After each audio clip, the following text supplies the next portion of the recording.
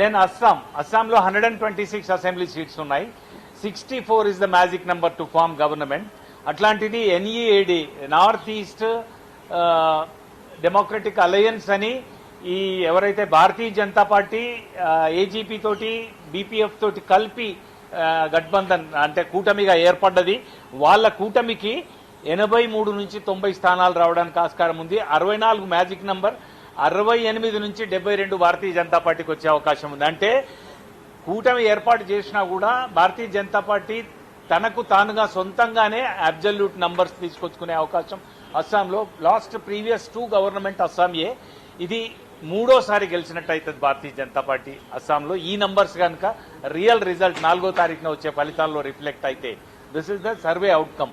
Then Tamil Nadu విషయానికి వస్తే, తమిళనాడులో ఇక్కడ ఎన్ఈడే 83-90 స్థానాలు వస్తే కాంగ్రెస్ మెయిన్ రోల్ చేస్తున్నటువంటి ఏఎస్ఎం అని ఒక కూటమి ఉన్నది వాళ్ళది, వాళ్ళకి 23 నుంచి 31 స్థానాలు రావడానికి ఆస్కారం ఉంది. దాంట్లో 22 ఆర్ 23 సీట్స్ కాంగ్రెస్ పార్టీకి రావడానికి ఆస్కారం ఉంది అస్సాంలో.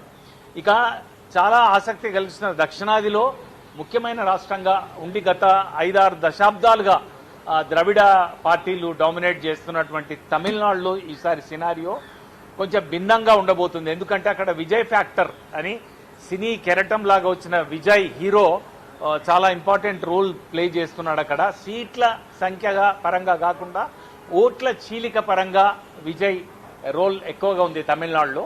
అయితే ఎవరి ఓట్లు చీలుస్తాడు? అధికారంలో ఉన్న డిఎంకే కూటమి ఓట్లు చీలుస్తాడా, లేకపోతే ప్రభుత్వ వ్యతిరేక ఓటు, ముఖ్యంగా యువత 40% ఆఫ్ ఓటర్స్ 40 ఇయర్స్ లోపల ఉన్నవాళ్ళు, ఈసారి కొత్తగా ఓటర్లుగా నమోదైన వాళ్ళ నుంచి 40 ఏళ్ల వరకు తీసుకుంటే 40% ఓటర్స్ ఉన్నారు. అట్లాంటి యువతని పట్టణ ప్రాంతాల్లోనే కాక గ్రామీణ ప్రాంతాల్లో కూడా విజయ్ ప్రభావితం చేస్తున్నాడు. ఒకవేళ ప్రభుత్వ వ్యతిరేక ఓటునే కనుక ఆయన చీల్చినట్టయితే అది డిఎంకేకి లాభం జరుగుతుంది. ప్రతిపక్ష కూటమి ఏదైతే ఏఐడిఎంకే బీజేపీ ఉందో వాళ్ళకు నష్టం జరగడానికి ఆస్కారం ఉంది.